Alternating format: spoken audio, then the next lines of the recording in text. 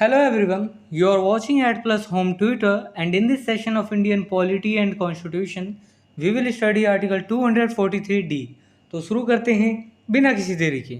जैसा कि आपको भी पता है, भारतीय संविधान यानी इंडियन कॉन्स्टिट्यूशन को आर्टिकल्स में बांटा गया है और इन्हीं आर्टिकल्स को 22 पार्ट्स के अंतर्गत रखा गया है। इसी 22 पार्ट्स में से 9th पार्ट में द पंचायत के बारे में बताया गया है, जिसके अंतर्गत आर्टिकल 243 से लेकर आर्टिकल 243 ओ तक के सारे आर्टिकल्स आते हैं। यहाँ हम बस आर्टिकल 243 डी पर चर्चा करेंगे। यहाँ मैं पहले कंटेंट को इंग्लिश में रीड करूँगा, फिर उसकी मीनिंग आपको हिंदी में समझाऊँगा ताकि आपको कंसेप्ट ज़्यादा से ज़्यादा समझ आ सके। Article 243 D talk about reservation of seats. Article 243 D में पंचायत में सीट्स पर आरक्षण की बात की गई है।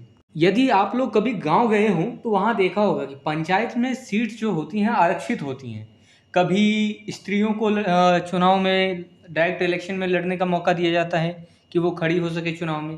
कभी कभार पिछड़े वर्गों को, शेड्यूल कास्ट या शेड्यूल ट्राइब्स को चुनाव में खड़े होने के लिए मौका दिया जाता है।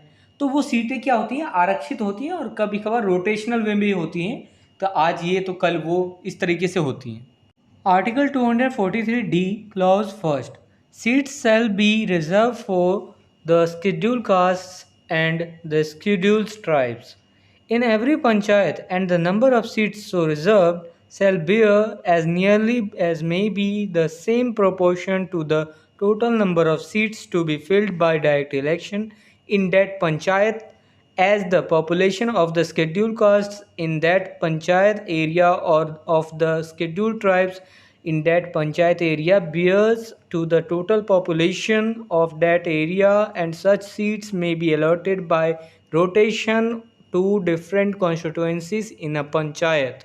पंचायत में शेड्यूल कास्ट्स और शेड्यूल ट्राइब्स के लिए जो सीट्स हैं आरक्षित रहेंगी यानी रिजर्व रहेंगी।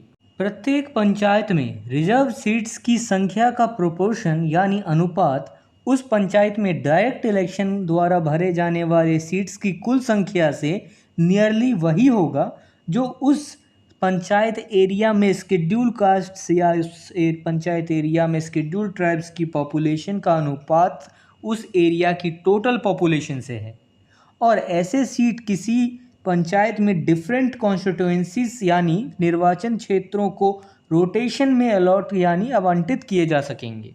देखिए, इस क्लॉज को आप बड़े ही आसान शब्दों में ऐसे समझ सकते हैं। पंचायत होते हैं, पंचायत में चुनाव होते हैं और उस चुनाव को डायरेक्ट इलेक्शन द्वारा भरा जाता है। तो उस सीट्स की संख्या में जो आरक्षित सीट्स कितने होंगे शेड्यूल कास्ट या शेड्यूल ट्राइब्स के, ये इस बात पर डिसाइड किया जाएगा कि उस पंचायत एरिया में जो है उन व्यक्तियों की संख्या कितनी है। अब उसका अनुपात देखेंगे, उस पर्टिकुलर पंचायत एरिया में शेड्यूल कास्ट और शेड्यूल ट्राइब्स का जो है कुल पॉपुलेशन के मुकाबले उनकी संख्या क्या है, अनुपात क्या है। मान लीजिए 100 कुल पॉपुलेशन है, 30 लोगों की जो जनसंख्या है वो है शेड्यूल कास्ट और शेड्यूल ट्राइब्स की, तो 30 लोगों की होगी। तो ऐसे ही सीट्स भी जो हैं, जो सीट्स भी जो अलॉट किए जाएंगे वो उसी रूप में अलॉट किए जाएंगे कि 30 सीट दे दी हमने शेड्यूल कास्ट और शेड्यूल ट्राइब को, और बाकी की सीट अनारक्षित रही और ये जो 30 सीटें हैं वो आरक्षित रहेंगी। तो उनकी जनसंख्या के हिसाब से ही पॉपुलेशन कितनी है उनकी शेड्यूल कास्ट और शेड्यूल ट्राइब्स की, इसी बेसिस पर जो है आरक्षण भी दिया जाएगा। अब देखिए, यहाँ एक और बात आ जाती है। मान लीजिए किसी सीट को आरक्षित कर दिया, किसी गांव में आरक्षित है कि एक शेड्यूल कास्ट है, एक अनुसूचित जाति है, उसको सीट दी गई एक गांव में। अब हर साल उसी गांव में सीट दी जाएगी ऐसा तो है नहीं, तो ये रोटेशन में होगा। कभी इस गांव में, इस गांव के पंचायत में दे दिया शेड्यूल कास्ट को, कभी उस गांव के पंचायत में शेड्यूल कास्ट को दे दिया।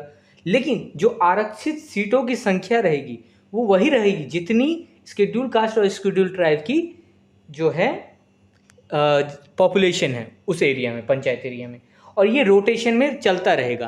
अब आपने गांव में देखा होगा, एक साल रहता है कि इस कास्ट का बनेगा, एक साल ब्राह्मण बनता है, जनरल कास्ट का बनता है, एक साल जो है नीचे मतलब ऐसा मान लीजिए अलग तबकों के बनते हैं, ओबीसी का कोई बनता है एक साल, तो और एक साल शेड्यूल कास्ट का बनता है। तो ये सीटें जो हैं रिजर्व रहती हैं। गांव में आप जाएंगे तो आप काफ़ी ऐसा कुछ देख पाएंगे।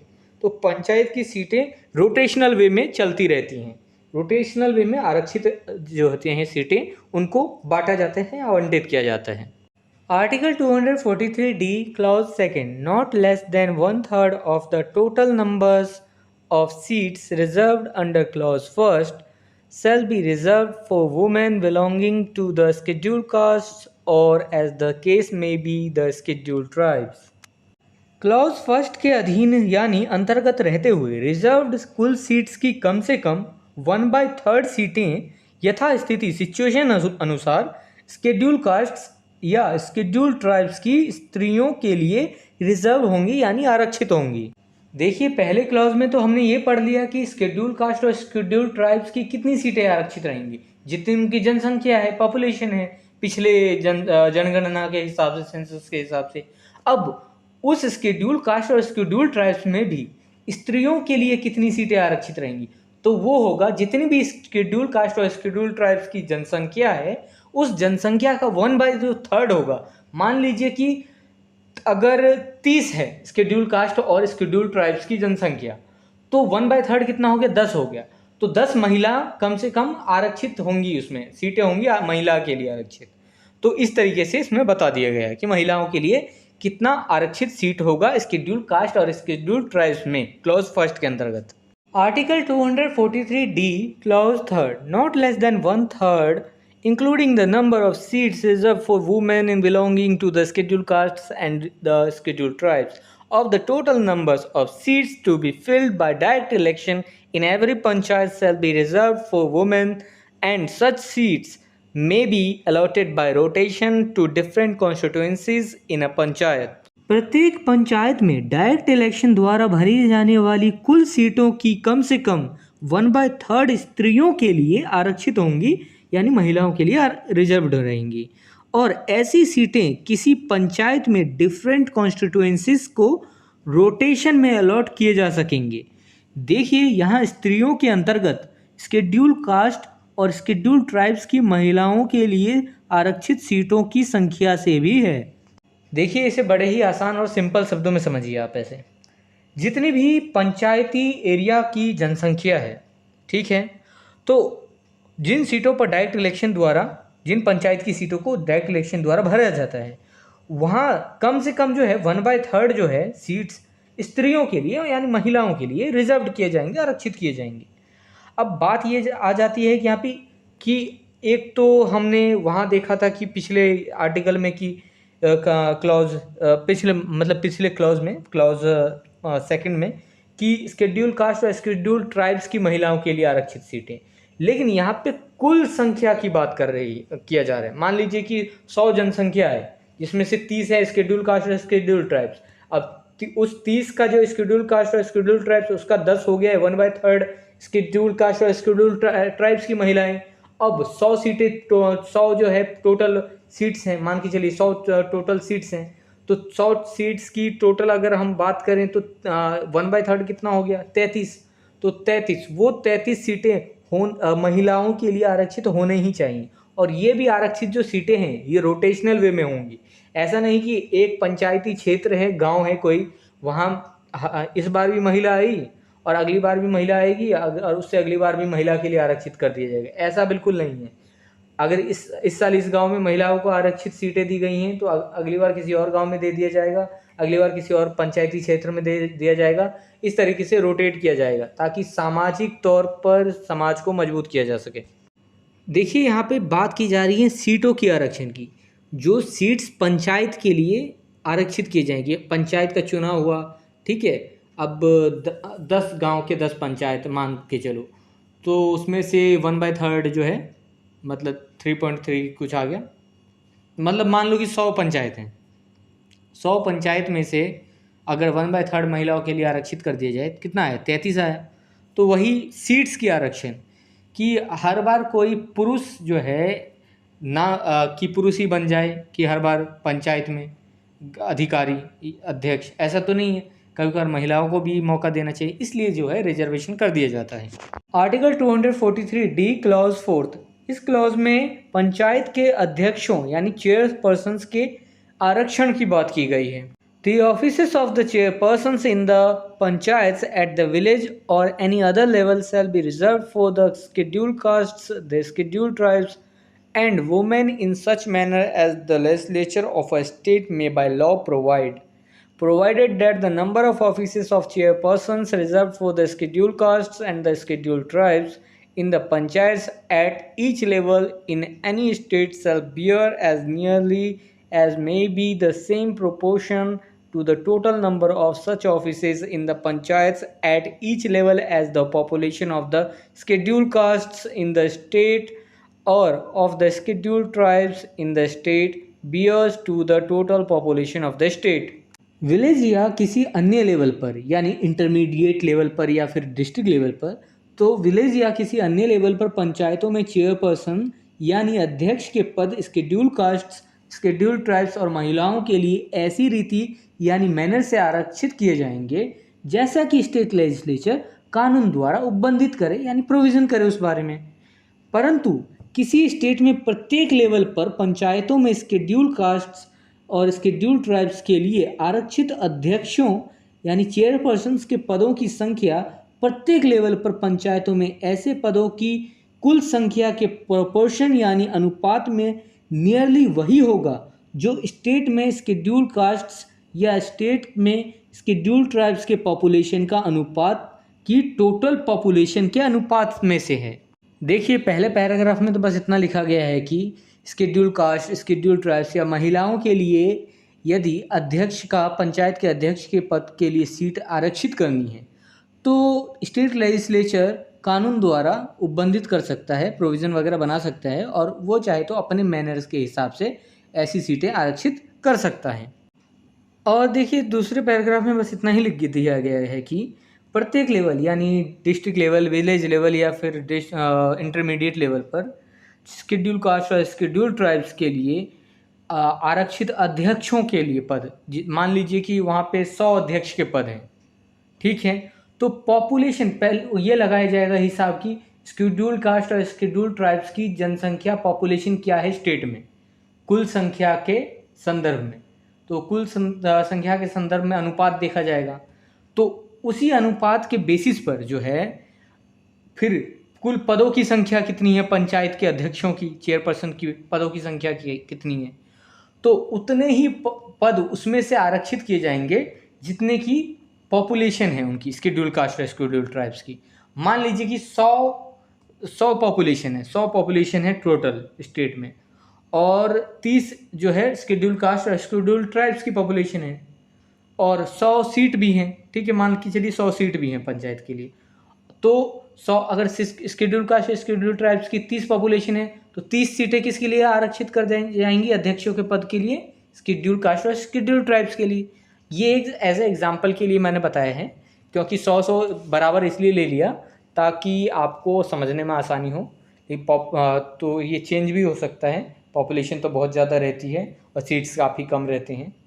यहाँ थर्ड पैराग्राफ पढ़ते हैं। Provided further that not less than 1/3 of the total number of offices of chairpersons in the panchayat at each level shall be reserved for women. यहाँ यह भी प्रावधान किया गया है कि प्रत्येक लेवल पर, विलेज लेवल, इंटरमीडिएट लेवल या डिस्ट्रिक्ट लेवल पर, प्रत्येक लेवल पर पंचायतों में अध्यक्षों के कुल पदों में से कम 1/3 पद जो है महिलाओं के लिए आरक्षित रहेंगी। मान लीजिए 100 चेयरमैन के पद हैं, अध्यक्ष के पद हैं, तो उसमें से 1/3 कितना हो गया, 1/3 33 हो गया, 33। तो 33 जो पद हैं वो महिलाओं के लिए आरक्षित कर दी जाएंगी, तो 1/3 महिलाओं के लिए आरक्षित पद रहेंगे। Provided also that the number of offices reserved under this clause shall be allotted by rotation to different panchayats at each level। यहाँ यह भी प्रावधान है कि इस क्लॉज के अधीन आरक्षित पदों की संख्या प्रत्येक लेवल पर डिफरेंट पंचायतों को रोटेशन से अलॉट यानी आवंटित की जाएंगी। अब देखिए चेयरपर्सन्स का पद आरक्षित है, पंचायत बहुत सारे हैं, मान लीजिए 100 सीटें हैं पंचायत की, तो अलग अलग गांव में या अलग अलग ज़िले में अलग अलग हर बार चेयरपर्सन जो है, मान लीजिए इस साल इस जगह आरक्षित कर दिया, इस गांव में आरक्षित कर दिया, अगली साल किसी और गांव में आरक्षित कर दिया पद। तो ऐसा आरक्षित जो है अलग अलग जगह रोटेशन के साथ आरक्षित किया जाएगा। आपने गांव में सुना होगा कि भैया इस बार तो हम कहते होंगे कि आपने सुना होगा, मैं कास्टिज्म को ऐसा प्रमोट नहीं कर रहा हूँ, लेकिन ऐसे आपने सुना होगा कि इस बार ब्राह्मण खड़े नहीं हो सकते, इस बार इस तरीके से वो खड़े नहीं हो सकते, इस जाति के लोग खड़े नहीं हो सकते। तो ऐसा आपने सुना होगा। तो ये क्या होता है, ये रोटेशन होता है। रोटेशन के हिसाब से आरक्षित कर दिया जाता है ताकि आरक्षित पदों का लाभ जो है हर स्तर पर और हर लेवल पर, इंटरमीडिएट, डिस्ट्रिक्ट लेवल और विलेज लेवल पर और हर स्थान पर, अलग अलग गांव में, अलग अलग डिस्ट्रिक्ट में इसका फ़ायदा लिया जा सके। Article 243D clause 5, the reservation of seats under clause 1st and clause 2nd and the reservation of offices of chairpersons other than the reservation for women under clause 4th shall cease to have effect on the expiration of the period specified in the article 334। Clause first और clause second के अधीन सीटों का आरक्षण महिलाओं के लिए आरक्षण को छोड़कर आर्टिकल 334 में बताए गए अवधि की समाप्ति पर प्रभावी नहीं रहेगा। अब इसके लिए आर्टिकल 334 आपको पढ़ना ही पड़ेगा। अभी मैंने इसके लिए वीडियो जो है आपको सीरीज में आ जाएगा धीरे धीरे। Article 243D clause 6, nothing in this part shall prevent the legislature of a state from making any provision for reservation of seats in any panchayat or offices of chairpersons in the panchayats at any level in favor of backward class of citizens। इस part यानी part 9 की कोई बात किसी राज्य के legislature को backward class के सिटीजन्स के पक्ष में किसी भी लेवल पर, चाहे वो विलेज लेवल पर हो, चाहे वो डिस्ट्रिक्ट लेवल पर हो, चाहे इंटरमीडिएट लेवल पर हो, किसी भी लेवल पर किसी पंचायत में सीटों के या पंचायतों में अध्यक्षों के पदों के आरक्षण के लिए उपबंध यानी प्रोविज़न करने से नहीं रोकेगा। आसान शब्दों में इस क्लॉज को समझे तो देखिए, इस क्लॉज में कितनी भी बातें लिखी गई हैं आरक्षण के बारे में, बहुत सारी चीज़ें इस पार्ट में, पार्ट 9 में, पंचायत पार्ट 9 जो पंचायत से रिलेटेड है, बहुत सारी बातें लिखी गई हैं आरक्षण से रिलेटेड। तो कोई भी बात जो है स्टेट लेजिस्लेचर को इस बात से नहीं रोक पाएगी कि वो बैकवर्ड क्लासेस जो कि के सिटीजन्स के लिए, बैकवर्ड के जो सिटीजन बैकवर्ड क्लास से हैं तो उनके लिए जो है प्रोविज़न कर सके, आरक्षण के संबंध में उपबंध कर सके। तो इसके लिए जो है नहीं रोक सकेगी ये आर्टिकल, ये जो पार्ट है पार्ट 9 की कोई भी बात वो बंद कर सकता है, कोई प्रोविज़न बना सकता है स्टेट लेजिस्लेचर चाहे तो बैकवर्ड क्लास के संदर्भ में। तो ये स्टेट लेजिस्लेचर के ऊपर निर्भर करता है। If this video is helpful for you, then please like and share this video, and if you want see some more these type of videos, then subscribe the channel and click the bell icon and select the all option for upcoming videos. And I hope you have a great experience by watching the Ad Plus Home Tutor.